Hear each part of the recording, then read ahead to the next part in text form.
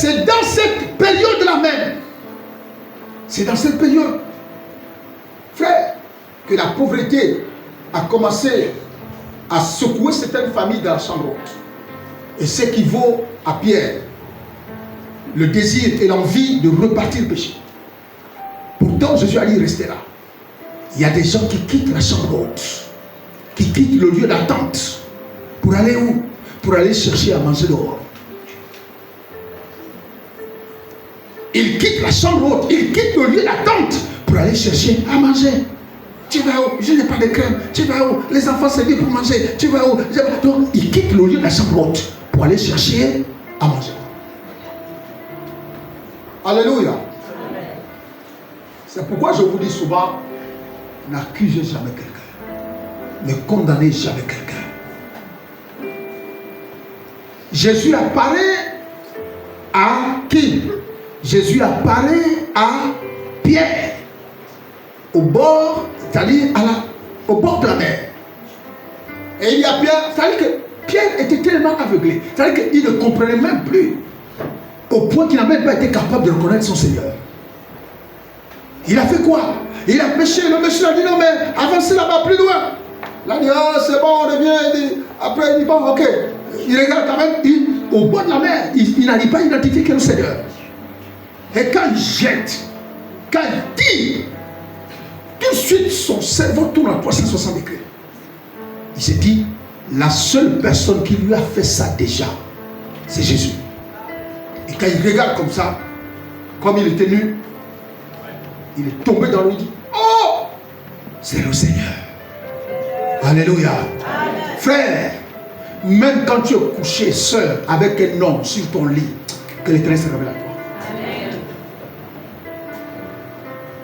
À cause d'aller chercher de l'argent dehors, à cause d'aller chercher à manger dehors, que l'Éternel se révèle à toi au nom de Jésus. Pendant que tu es en train de dormir, même avec un homme, tu as une vision. Tu dors, tu as une vision. C'est parce que si tu n'arrives plus à reconnaître le Seigneur, tu vas persister, tu vas rester là. Mais si tu reconnais que là, Dieu t'est apparu, Dieu t'est apparu, tu vas faire comment? Tu vas sortir de l'eau pour dire que bon, c'est bon, c'était pour la dernière fois que tu me vois. Je ne reviendrai plus ici. Alléluia. Que quelqu'un me montre, après cette expérience, à quel endroit Pierre est allé encore pécher. Amen. À quel endroit? Il n'est plus jamais allé pécher. Il s'est focalisé sur le ministère. Alléluia. Laisse d'aller chercher de l'argent dehors. Laisse d'aller chercher à manger dehors. Il y en a même qui ont des maîtresses. Des maîtresses. Et les hommes, on peut les appeler comment? Hein? Merci. C'est bien même. Et des maîtres. Les hommes ont des maîtresses et les sœurs ont des maîtres. Et tu es dedans. Tu sors avec un homme marié, tu es dedans. Il faut sortir de là. Jésus veut te sauver, Jésus veut te faire du bien.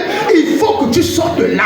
Il est marié, il a une relation, il a une femme. Et toi, tu t'approches au pouvoir de dire que c'est mon ami, c'est pas ton ami. Tu dois sortir de là. Amen. Tu me comprends? Tu dois sortir de là. Frère, tu préfères accepter d'être traité au second rang. Au second rang.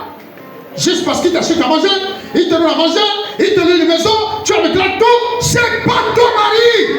Sors de là. Sors de là. Sors de là.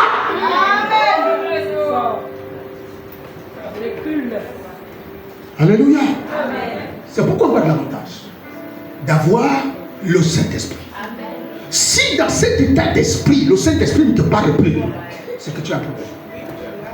Si le Saint-Esprit ne te révèle pas que le monsieur qui est marié, il est marié, il a une femme et sa femme, toi tu acceptes, tu es en train de détruire la vie de l'autre.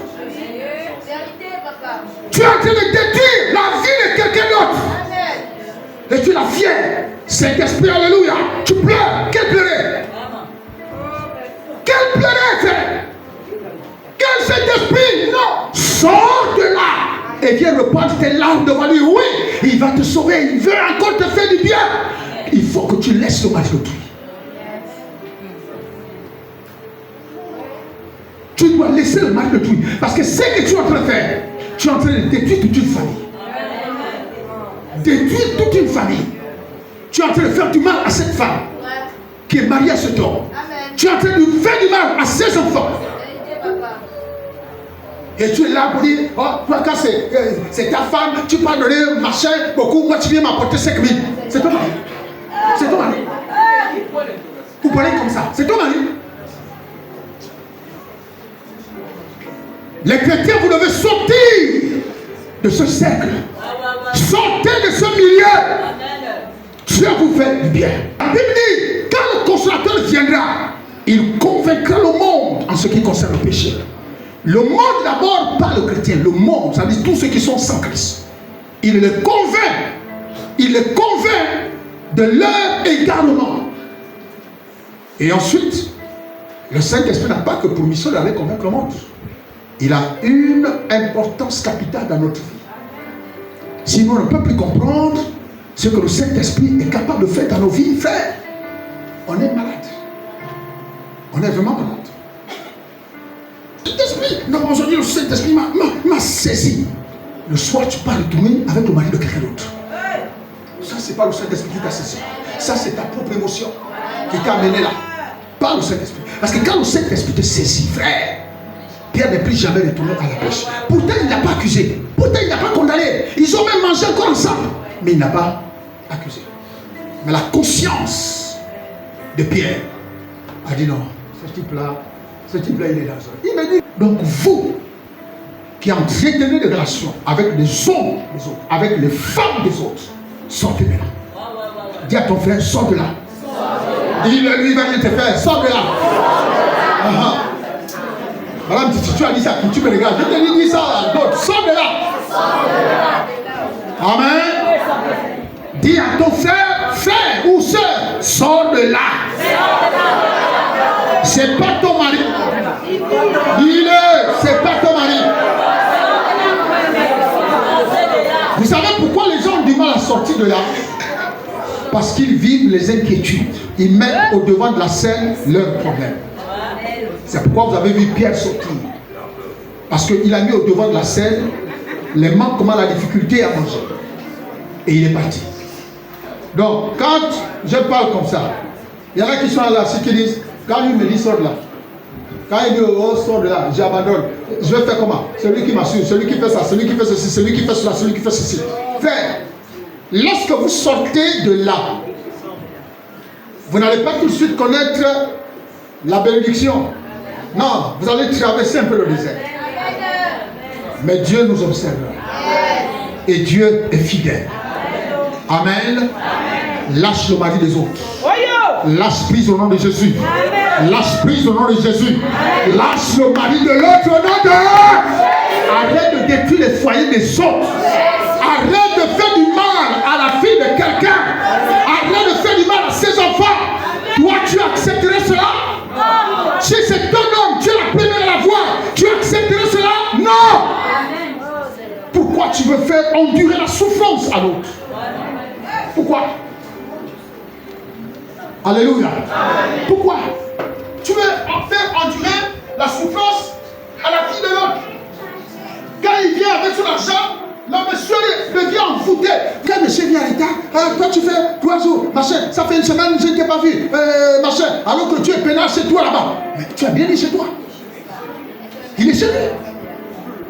Toi tu cherches quoi? Avec le mari de l'autre. Tu cherches quoi avec le mari de l'autre? Je ne sais pas pourquoi le Seigneur me fait cette transition. Tu cherches quoi avec le mari de l'autre? C'est pas ton mari, mais tu veux le maintenir comme ton mari. C'est pas ton mari. Il a une famille, il a la femme, il a les enfants, il a un chéri. Toi tu l'embrigades et tu veux qu'il reste avec toi matin, midi et soir. Ça, c'est de la sorcellerie. C'est pas ton mari, il faut le libérer. Il faut le libérer. Alléluia. faut sortir de là. Dieu va te bénir. Dieu veut te bénir. Dieu veut te bénir. Tu dois sortir de là. Même quand tu traverses des moments difficiles, frère, abstiens-toi. Abstiens-toi d'aller sortir le mari de l'autre, d'aller sortir la femme de l'autre. Parce qu'il y a des énergies qui se transmettent. Des sécrétions, bien aimées, sexuelles qui se transmettent. Et tu as dit, j'ai un ami, j'ai trouvé mon ami. Bon, il fait quoi? Il va acheter la voiture. Il fait quoi? Même sa propre femme n'a pas de voiture. Toi, il t'a acheté la voiture. Sors de là au nom de Jésus. Sors de là au nom de Jésus. L'Éternel veut te faire du bien. Sors de là. Et lâche prise l'homme que tu enfermes. Lâche prise la femme que tu enfermes. Parce qu'elle n'est pas destinée à toi. Il n'est pas destiné à toi. Ton toi est quelque part. Alléluia. Si quelqu'un, avant d'aller dans une relation, tu vis avec quelqu'un? Non. Vérifie. Si il a déjà les enfants, vérifie bien la situation pour savoir pourquoi il n'est pas avec ses enfants. Parce qu'il y a des hommes, quand ils veulent sortir avec une femme, ils sont prêts à mentir. Non, j'ai les enfants, ils vivent avec leur mère. Leur mère, elle est sale, elle est comme ça, tout ça. Alors qu'il a fait mentir juste parce qu'il veut être avec elle. Alléluia. Pardon. Ne soyez pas ces enfants. Ne soyez pas ces personnes. Laissez les maris des autres. Laissez les maris des autres. Il faut avoir le courage de dire à quelqu'un, écoute, c'est bon. On arrête aujourd'hui. Il faut avoir le courage. Moi, je connais beaucoup de personnes. Regardez ces femmes-là qui sont assises. Regardez ces belles femmes.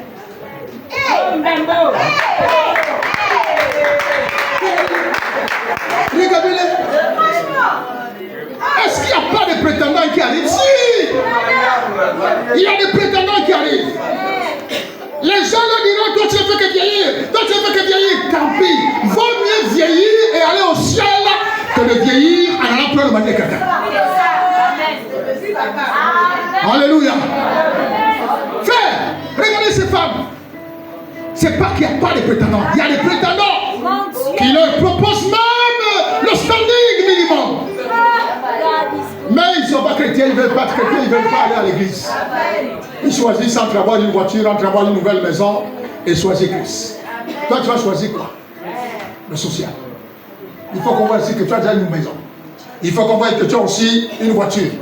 Il faut qu'on voit que tu as aussi ceci, tu as cela. Donc, il y en a qui choisissent de rester comme ça. Pendant ce temps, toi, tu es armé de peintures de guerre pour aller chercher avec les phares sur les yeux, aller chercher l'homme détruit. Alléluia. Alléluia. Dis encore à ton frère, c'est l'homme détruit. C'est la femme détruite. Alléluia. Seigneur, je crois que la transition est passée. Alléluia.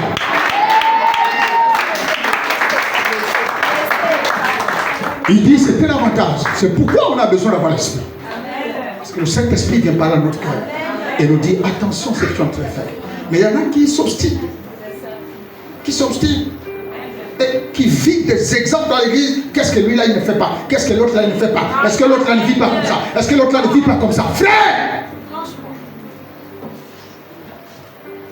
L'autre a eu la grâce peut-être, je ne sais pas par comment. Mais toi tu veux te rouler là-dedans. Tu sais, tu ne sais pas ce qui peut t'arriver. Amen. Amen. On fait quoi? Soutenons le diable, Satan, le feu, frère. Le feu, on va chasser le diable, le feu. Lui-même, il vient encore te dire, chasse-moi. Satan, je te chasse. Il te dit même, envoie-moi le feu. Je t'envoie le feu. Quand tu as fini d'envoyer le feu, après il te dit, n'oublie pas que le mari de l'autre, c'est t'attend.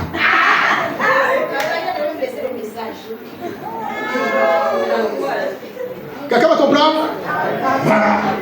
Et quand tu vas te retrouver chez le mari de quelqu'un d'autre, voilà. Et lui dit quoi? Je te connecte à son sexe. Je te connecte à son sexe. Ne le quitte jamais. Pendant que toi tu envoies le feu du pays, ne le quitte jamais. Tu ne vas jamais le quitter. Il va te donner de l'argent. Il va te donner de la l'aise. Tout ça, même si le pasteur parle, tu quittes l'église. Alléluia. Et ça, c'est ce que nous voulons. Et je ne voulais pas que les chrétiens de vie abondante soient comme ça. Amen. Ce n'est pas votre homme. Ne faites pas les projets sur lui. Yes. Vous me comprenez? Amen. Ce n'est pas votre homme. Ne faites pas les projets sur lui. Où est l'Esprit de Dieu? Où est l'Esprit de Dieu?